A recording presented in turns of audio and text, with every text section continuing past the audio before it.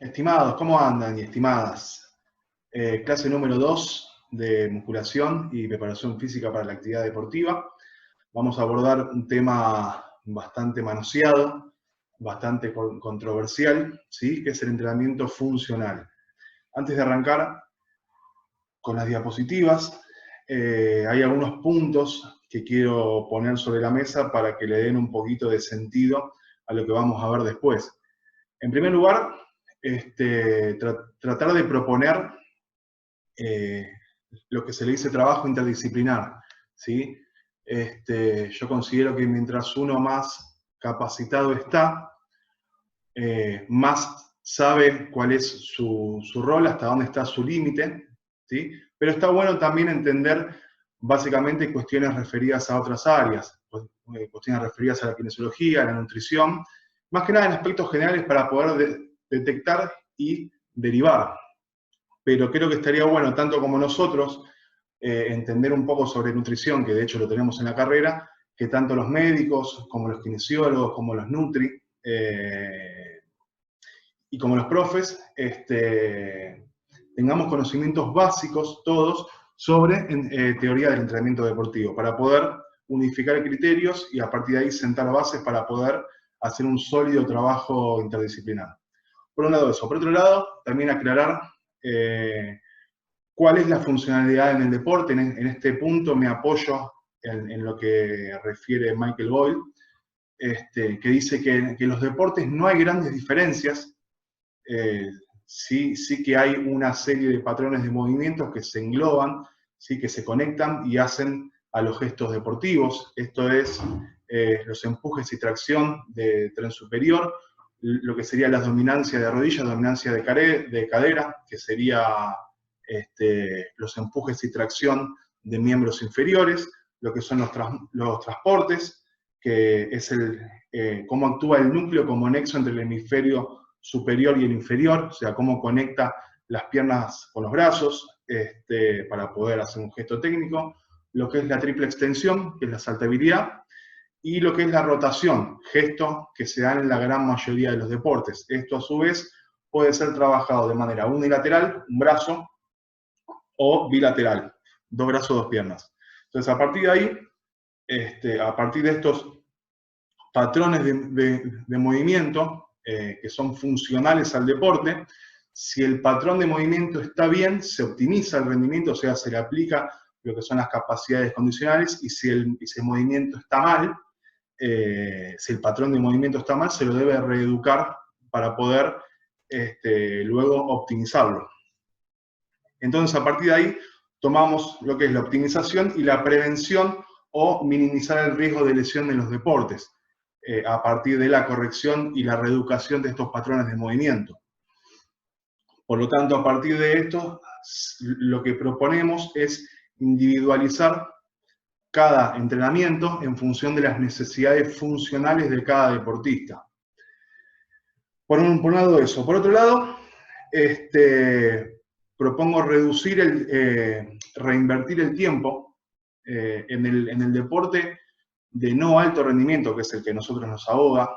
El tiempo es muy corto y a veces cuesta mucho dedicarle una semana entera o 2 semanas a evaluar o a testear una capacidad o ciertas funcionalidades del cuerpo. Entonces, a partir de esta clase, quiero que se lleven herramientas para que puedan entender o diferenciar lo que sería una evaluación de lo que sería un testeo. Un testeo es cuando uno somete o propone una serie de evaluaciones para poder testear y recolectar datos y después poder contrastarlo con otro testeo una vez que haya pasado un tiempo prudencial para poder determinar si se produció una adaptación en lo que nosotros hicimos en el entrenamiento. Eso es un testeo. Ahora una evaluación tiene que ver con la mirada crítica del docente hacia el gesto deportivo, hacia el movimiento, para poder darle información constantemente acerca de si hay que optimizar o si hay que reeducar ese patrón.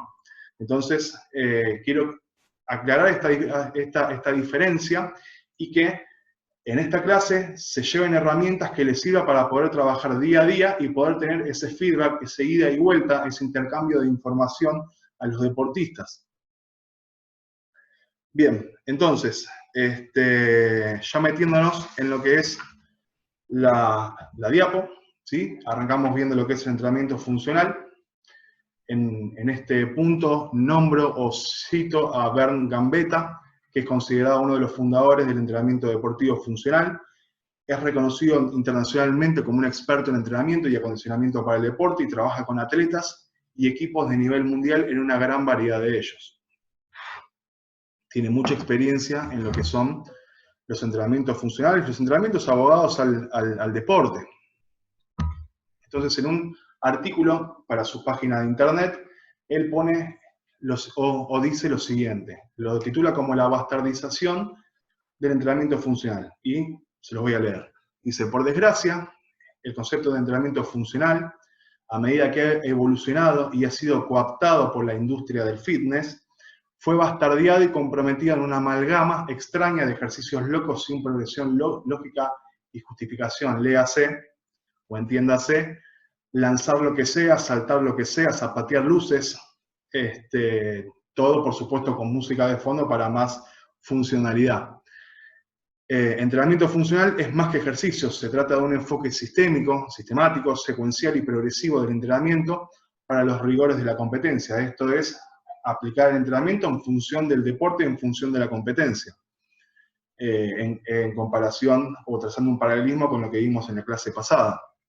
No hay magia o misterio, simplemente la aplicación de los principios básicos que ha demostrado y han sido resistido la prueba del tiempo. Estos son los principios del entrenamiento, que siempre están ahí y siempre se los recurre, siempre se recurre a ellos. Es algo más que reunir un montón de ejercicios diferentes, es variedad con un propósito. La clave para un programa de entrenamiento funcional sólido es la progresión, que sigue el paso a paso, principio de aumento progresivo. La clave para un programa usted debe evaluar cuidadosamente dónde se encuentra en la actualidad, elaborar una progresión paso a paso para lograr objetivos específicos realistas del entrenamiento. Nada más básico imposible.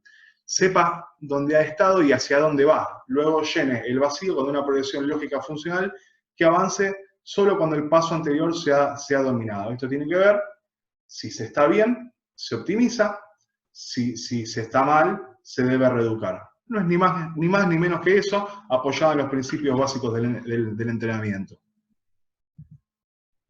Entonces, ¿qué es el entrenamiento funcional? Y ahí tomé varias definiciones de él y les agregué algunas cuestiones personales, o como yo lo fui analizando, que es la parte que está en negrita. Entonces Bernd dice, función es movimiento significativo y no un hecho aislado, y es movimiento que se está dirigido hacia algo y no un fin en sí mismo. Entonces todo entrenamiento destinado a un fin específico va a resultar funcional a ese fin. Entonces hay que preguntar qué es funcional y qué no es funcional. En función de que tengamos un objetivo bien específico, ¿lo va a hacer o no lo va a hacer? En la segunda definición o enunciado dice, los movimientos que son menos funcionales son movimientos que se repiten y que están aislados. Por ejemplo, las extensiones o las flexiones de piernas en la camilla que se repiten son esencialmente un fin en sí mismas. Entonces, se deben entrenar los movimientos y no los músculos. Esto es en contraposición a la antigua creencia del entrenamiento culturista, donde se entrenaban por músculos, se dividían los días en músculos, y ahora sabemos que se entrenan por movimientos, donde cada movimiento conlleva la acción o interacción entre varios grupos musculares. El cuerpo es un sistema de conexiones y el movimiento implica la sincronización de movimiento de los eslabones de la cadena cinética. Por lo tanto, debe haber una correcta coordinación intermuscular donde cada uno cumple una función bien específica. Tiene que ver con el punto anterior donde se entrenan los movimientos, y cada músculo no hace un trabajo como fin en sí, sino que cumple un rol dentro de todo el movimiento para poder cumplir con cierta funcionalidad, que puede ser empujar, traccionar, la sumatoria de las dos, ¿sí? Y el último punto que dice, el resultado es un entrenamiento deportivo funcional que aporta un enfoque sistémico global para el entrenamiento y la rehabilitación.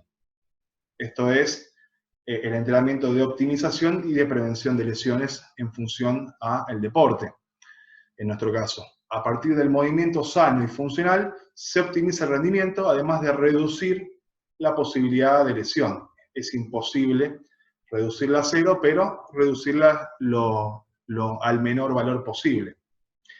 Y a partir de ahí nos da pie o paso a lo que es el continuo de movilidad y estabilidad, que ahora vamos a ver que es un concepto medianamente nuevo, pero que tiene sus ciertos años. Y ahí pongo tres profesores, tres autores. Primero nombro a Yuri Vergoyansky, donde lo nombra hace muchos años en su libro sobre superentrenamiento, que recomiendo leerlo y releerlo muchas veces, porque la verdad que siempre se encuentra algo nuevo viejo, que ya estaba antes. Entonces él cita, yo cito de lo que él dice, el principio fundamental del movimiento animal se basa en que toda actividad es el resultado de un equilibrio entre estabilidad y movilidad en el cuerpo.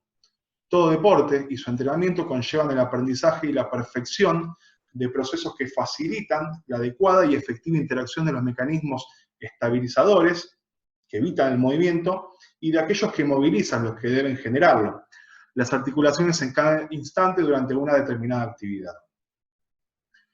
Años más tarde, Gray Cook y Michael Boyle el de la izquierda, Cook el de la derecha, diagraman lo que es el concepto de articulación por articulación, joint by joint, que dice así: según este razonamiento, el cuerpo se compone de segmentos móviles y segmentos estables que se alternan durante el movimiento del cuerpo. El sistema músculo-articular se entiende como una cadena de puntos en la que cada articulación o serie de articulación tiene una función bien específica, o movilidad o estabilidad, o evitar el movimiento o generar el movimiento, para producir con eficacia la fuerza. Como consecuencia, cada articulación está sujeta a la posibilidad de sufrir disfunciones predecibles, concretas y específicas. Entonces nos metemos en lo que es el concepto de articulación por articulación. Aquí en el dibujo, donde cada articulación cumple una función bien marcada. Yo arranco de abajo hacia arriba, vamos con el pie. El pie tiene una tendencia a la debilidad, por lo tanto podría beneficiarse de trabajos orientados a la estabilidad y control motor. Posiblemente los mayores responsables sean los calzados extremadamente protectores y ejercicios donde el pie no es tenido en cuenta.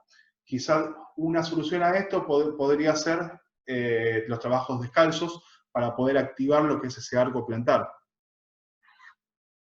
Es bien sabido, y lo digo por experiencia propia, que tener el pie plano produce lo que es el valgo de rodillas, con el consecuente dolor de rodilla también. Bien, seguimos con el tobillo. El tobillo tiene una tendencia a la rigidez, por lo tanto podría beneficiarse de más trabajo de movilidad y flexibilidad. Esto es particularmente evidente en la tendencia común hacia la limitación de la dorsiflexión. Esto se puede dar por falta de movilidad, por rigidización de lo que es el sóleo o por un excesivo vendaje.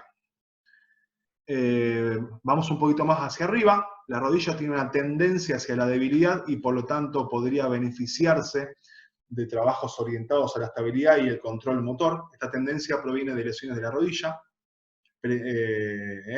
y la posterior degeneración que produce rigidez. Y no una contradicción. Rigidez y estabilidad son dos cosas muy distintas. Es más, la rigidez produce inestabilidad por entorpecer la prepercepción.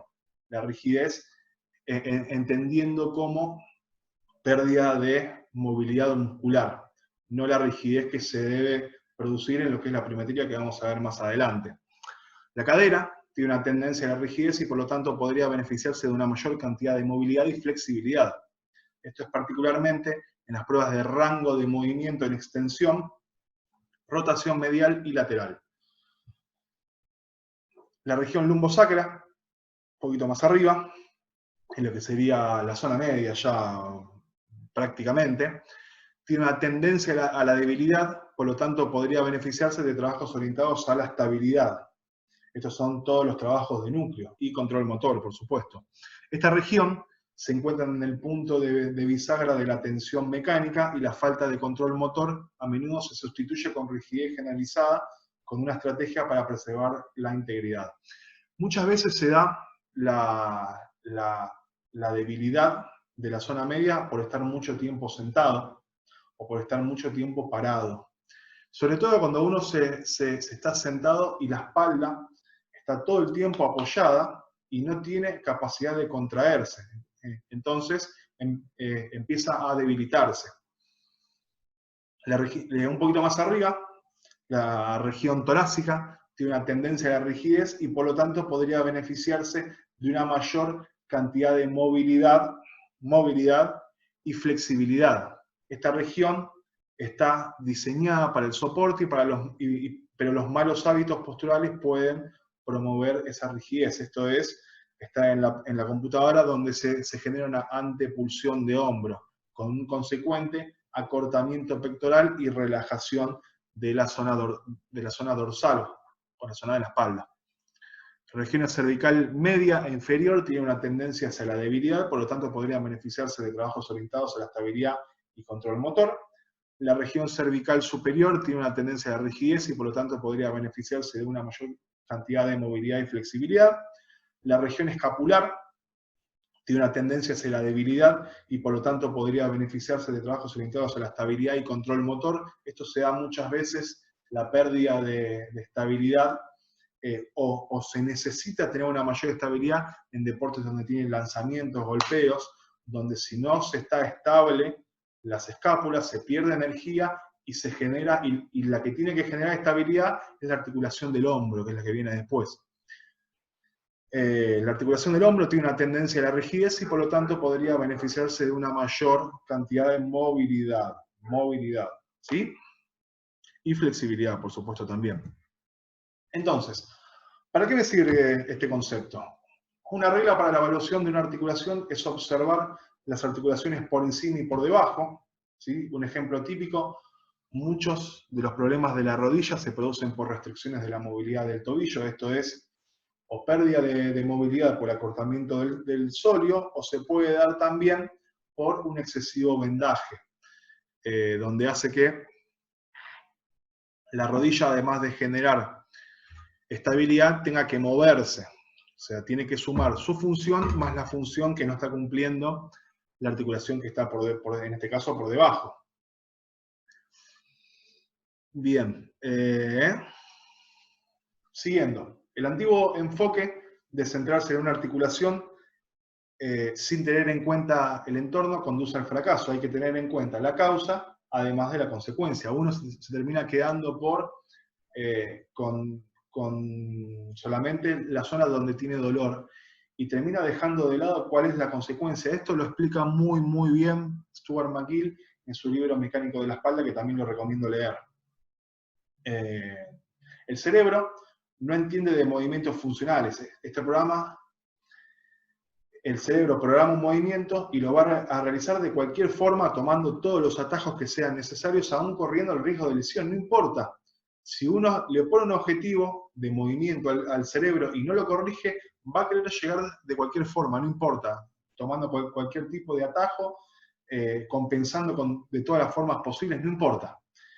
Este rol es rol del profesor enseñar los movimientos correctos y realizar todas las correcciones pertinentes para evitar en lo mayor posible movimientos defectuosos que puedan producir lesiones. En este punto se da algunas veces, no quiero caer en la de meter a todos en la misma bolsa, pero se da más que nada en lo que es el CrossFit, donde no importa la corrección técnica, sino que se fija en los parámetros, que la barra vaya del punto A al punto B. Entonces, y en el medio no importa qué pase. Y a partir de ahí es cuando hay todo tipo de desbalances, compensaciones que pueden llegar a producir lesión. Si a esto le sumamos kilos y le sumamos velocidad, es un cóctel bastante importante. Bien. Puntualmente pasa a veces también, volviendo al punto número 1, que se da en las jugadoras de hockey, por ejemplo, que tienen dolores de espalda porque tienen acortamiento en la cadera al estar mucho tiempo en flexión. Esto no es que tienen la espalda débil, sino que la espalda, además de generar estabilidad, está cumpliendo la doble función de la movilidad que no tiene la cadera. Y algo bastante parecido pasa, como dijimos antes, los dolores de rodilla por el excesivo vendaje, que se da a jugadores de vóley, jugadores de básquet, sobre todas las cosas, ¿sí?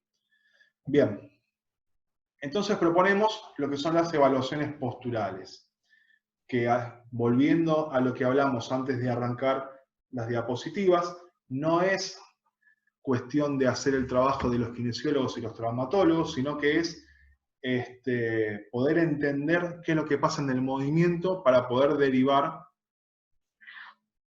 con mayor especificidad y entender qué parte de la función está defectuosa para poder corregirla y reeducarla. Entonces, tenemos tres pasos: evaluar la movilidad y la estabilidad, detectar cuál es el problema y corregirlo o reeducarlo, para a partir de ahí poder empezar a aplicar lo que son la dosificación, los métodos y todo eso que tanto nos gusta. Bien, nos metemos en lo que es la evaluación del hombro.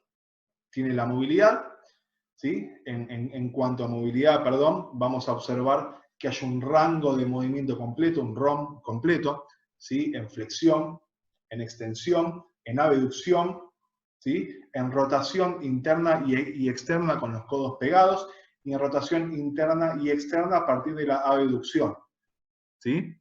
Después, con respecto a la estabilidad de la escápula, si bien tiene que evitar el movimiento, tiene ciertos movimientos que deben realizarse para poder tener una estabilización sana y que no se rigidice, ¿cierto? Entonces tenemos la elevación, tenemos la depresión, que es llevar los hombros bien abajo, tenemos la aducción o la retracción escapular, tenemos la aducción o protracción, que lleva los hombros hacia adelante, el campaneo externo, que es esto, el campaneo interno, que es llevar hacia adentro, ¿sí? Todos estos son movimientos que se dan muchas veces en ejercicios. La retracción escapular se debe dar en todos los ejercicios que sean de tren superior e inferior también, ¿sí? Porque genera mucha estabilidad y cuida sobre todo al hombro. Esto es, por ejemplo, en un empuje horizontal en un banco plano, llevo las escápulas hacia atrás y hacia abajo, y a partir de ahí genero el movimiento. A partir de esa estabilidad central, genero la movilidad distal con respecto a los brazos. Después nos metemos en lo que es la movilidad del tobillo, la dorsiflexión.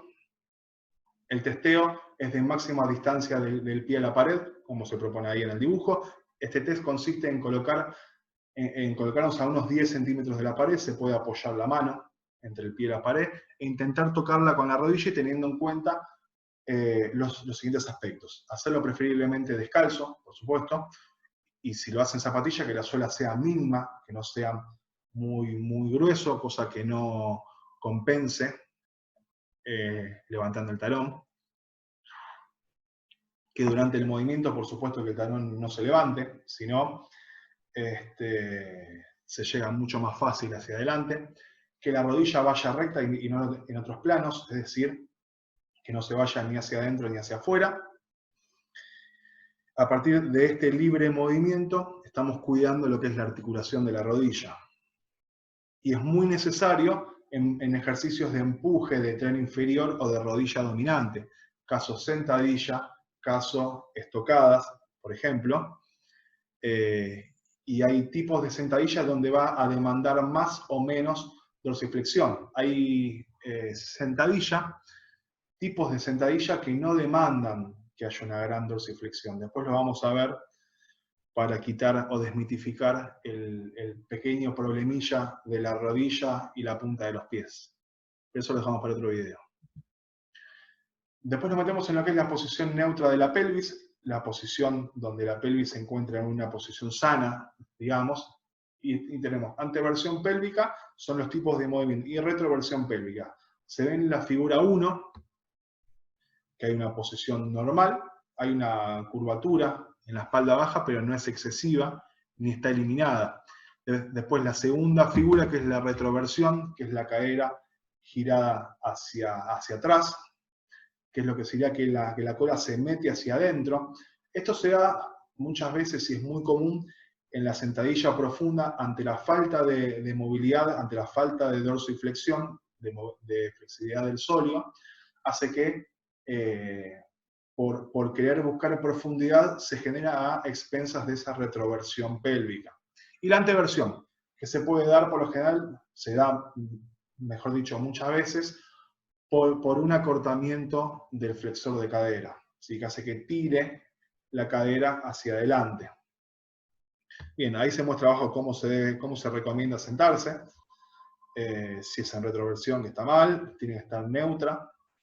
Y si es en anteversión, también está mal. Después tenemos dentro de las asimetrías, esto es solamente nombrarla y mostrarla para poder derivarlo, que ahí el primero traumatólogo y después el kinesio haga su trabajo y nos den sus recomendaciones. Maniobra para determinar la escoliosis, si tiene o no, es la maniobra de Adams. Se indica al paciente, o al deportista, que flexione el tronco sin doblar las rodillas y con los brazos colgando, ahí como muestra el dibujo y la figura del lado. El examinador debe estar al frente, observando la región dorsal. En caso de escoliosis, percibe elevación excesiva de uno de los hemidorsos con respecto al otro. El hemidorso más elevado corresponde a la convexidad de la escoliosis, esto es, si a medida que va bajando de un lado se levanta más que del otro, ahí se ve que tiene escoliosis, como se ve acá en la figura donde dice anormal. Se ve claramente como un hemidorso está más elevado que el otro. Bien, movilidad de cadera. En un examen de movilidad, creo que el mejor o de los mejores para poder ver, lo vamos a ver después, que es la sentadilla. La sentadilla, ahí lo vamos a proponer desde posición de arranque. En términos de sentadilla profunda, donde la movilidad de cadera pueda adquirir su máxima expresión, la cadera necesita acceder al plano sagital, esto es de costado, ¿sí?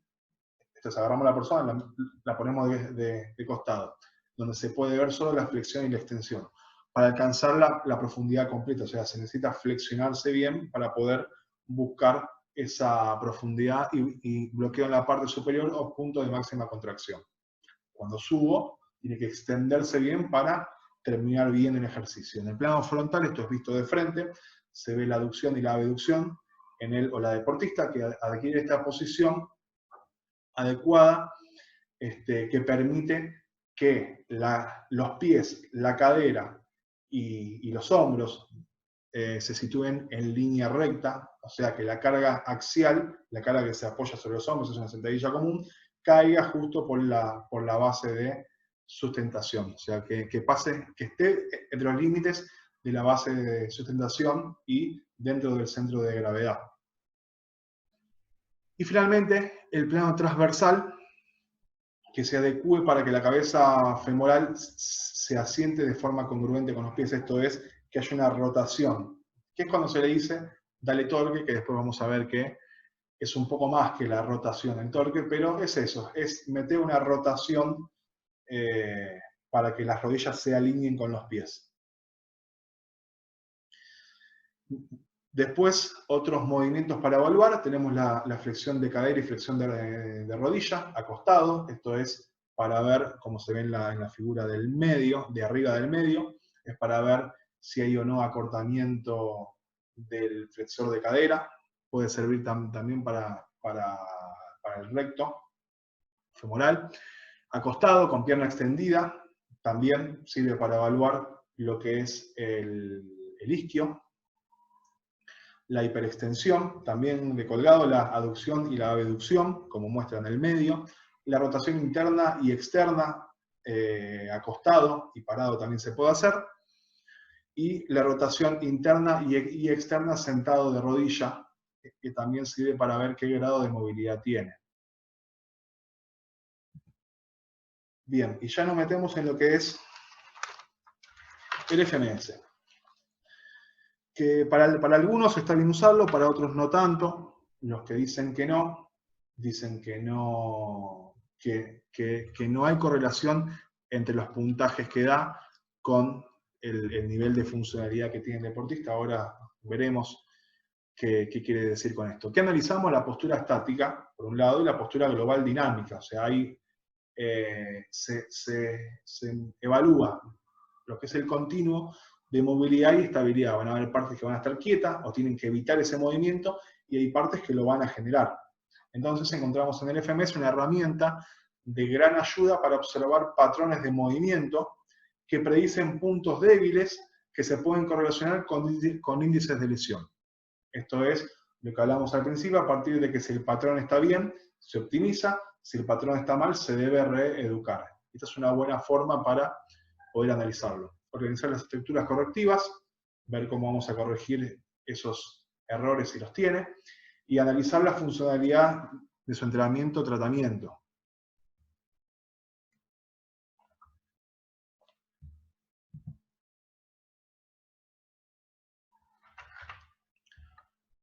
Bien.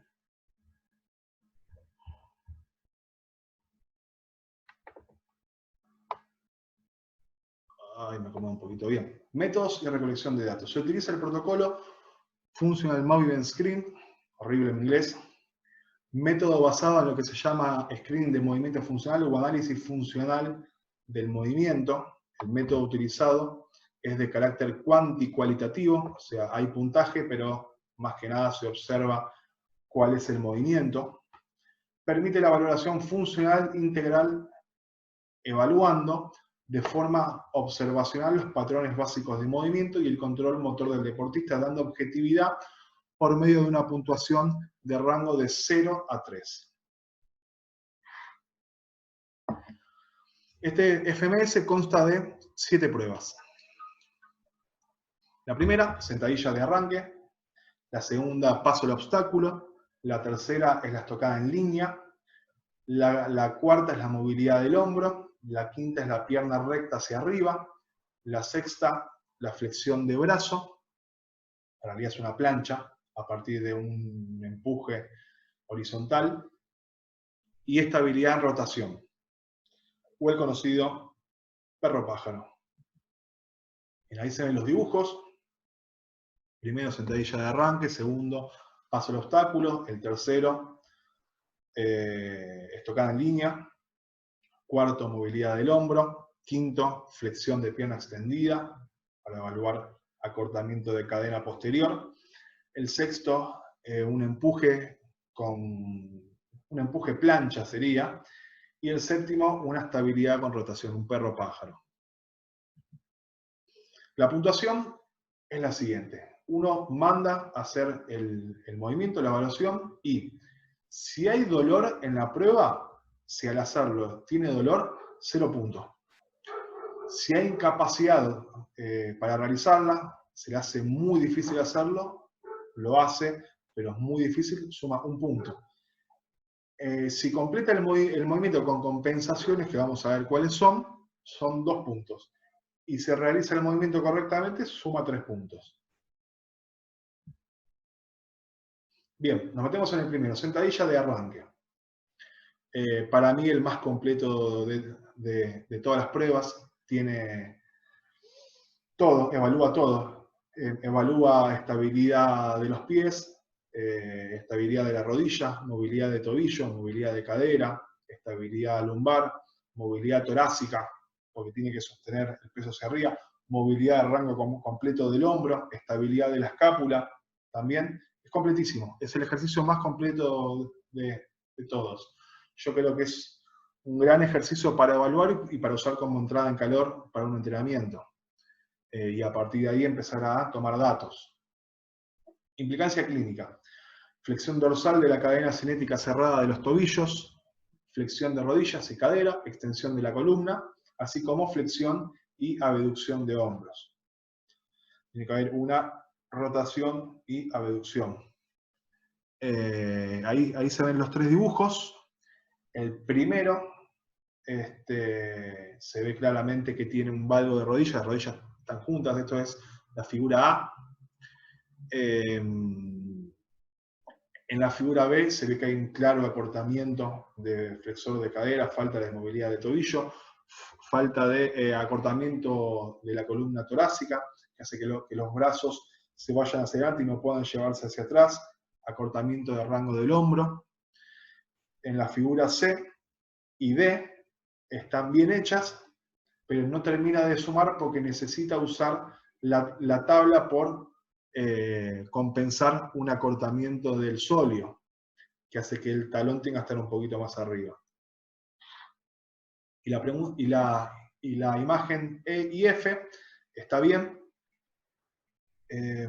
Se ve que no necesita tener la tabla bajo los pies, hay una buena movilidad de cadera, una buena estabilidad en la abducción de las rodillas. Podría llevar un poquito la barra más hacia atrás, pero está aceptable. Paso al obstáculo. Implicancia clínica. Requiere de estabilidad postural de pierna, rodilla y cadera. Esto es unilateral, con lo cual hay un componente sobre el equilibrio, que es la tendencia a caerse, y cómo el cuerpo se las arregla para generar esa estabilidad en función de esa inestabilidad que se produce al estar sobre un solo apoyo. También de la pierna de paso en la cadena cinética abierta, esto es la pierna que está levantada, se necesita una dorsiflexión importante, además de flexión de rodilla y cadera. Como dijimos antes, además de un adecuado equilibrio, ya que requiere de la estabilidad dinámica, esto es estabilidad de la zona media. Y se ven los dibujos como en el primero está bien hecho, hay una cierta estabilidad, hay una buena estabilidad, hay una buena flexión de cadera sin compensaciones, en contraposición con lo que pasa en la segunda imagen, que hay una flexión de cadera, pero compensada con una flexión de la columna lumbar. Se ve bien, bien claro, que flexiona, pero tiene que llevar el tronco hacia adelante. Y en el tercer caso, directamente no tiene equilibrio para poder realizarlo. Capaz que lo hace, pero se tambalea para todos lados porque no hay control motor en la zona media. Entonces, tiene que estar pensando en todo lo que hace, en flexionar la pierna, en levantarla, en tensar la zona media, y se le carga con demasiada información al sistema nervioso. Este es estocada en línea, requiere la estabilidad postural de la pierna, tobillo, rodilla y cadera, también de la pierna de paso de la cadena cinética abierta, flexión dorsal de tobillo, o sea, hay una buena dorsiflexión de tobillo porque se ve claramente que la rodilla sobrepasa, y flexibilidad del recto femoral también. Además de equilibrio debido a la tensión lateral impuesta. Esto es, al tener que sostener la varilla y tener que generar una neutralidad del raquis, de la columna vertebral. Se ven los tres dibujos, el primero que está bien hecho, que genera el movimiento con buena dorsiflexión, con una buena alineación de los segmentos, cadera, hombro, cabeza. En el segundo se ve que hay una compensación llevando el tronco hacia adelante. Producto puede ser por falta de dorsiflexión o puede ser por acortamiento del flexor de cadera. Y en el último, el de abajo de todo, que no tiene la estabilidad para poder sostener la posición. Lo mismo que en el anterior. Eso es falta de control motor, además de movilidad. Es falta de todo, de estabilidad y de movilidad. Movilidad de hombro. Esto es, la implicancia requiere la movilidad del hombro en una combinación de movimientos, incluida la rotación externa, flexión y extensión, flexión de uno y extensión del otro, y aducción con rotación interna. Esto es la movilidad de la escápula y espina dorsal. Se ve que se arranca con los dos brazos extendidos, uno flexiona y el otro extiende, y tiene que quedar lo más cerca posible. Mientras más lejos quede un puño del otro, menos puntos va a sumar. Por supuesto que siempre y cuando no haya dolor. Pierna recta hacia arriba. En la implicancia requiere flexibilidad funcional del tendón de la corva, que es el isquio, una adecuada movilidad de la cadera de la pierna contraria, así como estabilidad abdominal. Se puede ver en los 3 puntos que si llega casi a los 90 grados suma. En el segundo hay una extensión, no se llega, se suma 2 puntos. Y en el tercero ya lo levanta hasta ese ángulo y ya no puede sostenerlo. Es clave ver la pierna que está abajo que no se levante. Si se eleva, no se cuenta, por supuesto. Flexión de brazo, push-up. Requiere de la estabilidad del tronco, simétrica, propiamente dicha, en plano sagital, esto es visto de costado. En este caso, se puede dar que en el querer mantener esa posición, se termina sosteniéndola a expensas de contracción del cuadrado lumbar. Y cuando pasa esto, se ve que en el mantener la posición hay una contracción o una hiperextensión, mejor dicho, de la columna lumbar, que hace que haya anteversión de cadera. Que esto es lo que se llama cola de pato.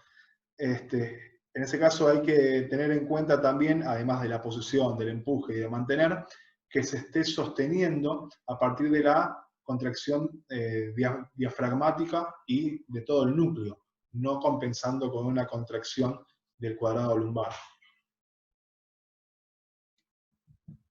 Por último, estabilidad en rotación.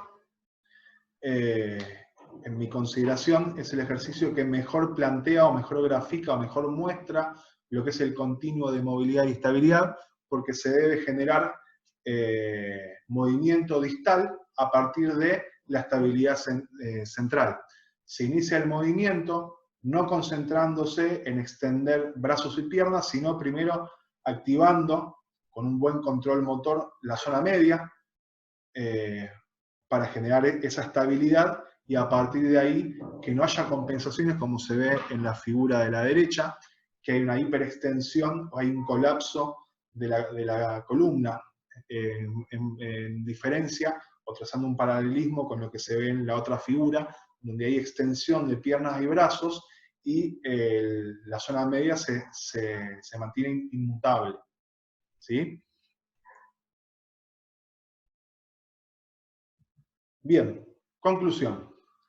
Teniendo en cuenta todo esto que vimos, para cerrar un poco antes lo que vimos recién del FMS, en algunos casos se da una cierta controversia por los deportistas que generan asimetrías, caso los tenistas, o una baja movilidad torácica con antepulsión, que puede llegar a generar un boxeador y que puede llegar a dar resultados negativos que no condicen con su rendimiento físico. Entonces, en estos casos, genera un puntaje que no es, pero se supone que uno tiene que darle mayor relevancia a estas cuestiones cuando los deportistas están en edad de crecimiento y de asimilación. Entonces, como conclusión, la regla número 1 del entrenamiento es no hacer daño. Somos agentes de salud. Antes de mejorar el rendimiento es mejorar la salud. Por lo tanto, no hay que hacer daño. No se trata de lo que uno quiere hacer, esto es aumentar el rendimiento a toda costa, de ninguna manera, sino que lo que se tiene que hacer. Y volvemos a lo mismo, la salud viene antes del rendimiento siempre. Poner en la balanza cuánto tengo para ganar y cuánto tengo para perder. Utilizamos ejercicios funcionales como solución maravillosa antes de haber definido cuál es nuestro problema. Siempre debemos contextualizar y definir funcional a qué deportista, a qué deporte, a qué situación, a qué momento. Siempre hay que condicionar la planificación. El movimiento correcto y funcional siempre es lo primordial, y hay que evaluar el programa antes de evaluar el atleta. Con esto propongo que todo lo que nosotros les demos a nuestros deportistas, lo probemos con nosotros para ver cómo respondemos y qué es lo que sienten ellos cuando hacen lo que nosotros les proponemos que hagan. Entonces, hay 4 puntos para grabarnos. El primero, lo primero que hay que tener en cuenta es el movimiento. Si la calidad de movimiento no está por encima del nivel mínimo, este es el primer problema a tratar. Esto es, si el movimiento es defectuoso, se debe reeducar. Si el movimiento es bueno, se puede optimizar. Los problemas de rendimiento vienen a continuación. Si se mueve bien, se puede continuar y agregar acondicionamiento físico, fuerza, velocidad, que es lo que se ve en el dibujito, donde primero viene la movilidad y la estabilidad. Eso genera el movimiento funcional, que son los patrones de movimiento, que es lo que vamos a ver en la próxima clase. Y a partir de ahí, si el movimiento, el patrón está bien, se le empieza a meter fuerza, resistencia y potencia, que es ni más ni menos que la velocidad, y a partir de ahí se le suma lo que es la habilidad o el gesto técnico. El gesto técnico justamente es la última variable, y no menos importante, por supuesto, es importantísimo, a corregir. Por ejemplo, lanzamiento, remate, etc. Y por último, absolutamente todos los días y en todos los ejercicios que propongamos, se debe evaluar si es funcional o no, si está cumpliendo con lo que promete o no, si está haciendo mejorar al deportista o no, si lo asimila bien o no. Es decir, si se está produciendo transferencia positiva, neutra o interferencia sobre el rendimiento deportivo. Y esto no me refiero a lo que es el método de contraste, sino a entender el principio de transferencia que hace que cualquier cosa que nosotros les demos al deportista va a tener un impacto sobre el deporte en este caso. Entonces puede tener una transferencia positiva, ¿sí? Que hace que el rendimiento mejore, que el gesto técnico mejore. Puede tener una transferencia neutra, que es que el gesto no mejore. Son contados los casos donde se mejora la fuerza máxima, pero no el salto. Entonces, la transferencia es neutra, por ejemplo. E interferencia, donde el gesto técnico se empeora a partir de lo que nosotros les proponemos. Y para cerrar, les dejo una frase para que les quede, que dice que toda evaluación sirve como ejercicio y todo ejercicio sirve como evaluación. No es necesario someter a un testeo sistemático solamente para que el deportista, para poder evaluar al deportista, sino que cada día, cada ejercicio, cada momento de la sesión nos sirve para poder obtener información y esa información dársela al deportista y producir ese feedback, ese ida y vuelta para poder ir corrigiendo sobre la marcha, que es más que nada lo que tiene que ver con el deporte. ¿Sí? Es muy de atar con alambre del día a día y de ir corrigiendo en función de cómo va pasando la temporada. Así que bueno, espero que les haya gustado. Próximo tema, patrones de movimiento, núcleo, ¿sí? Tema también interesante. Y así que bueno, les mando un abrazo grande y nos estamos viendo. Chau, chau.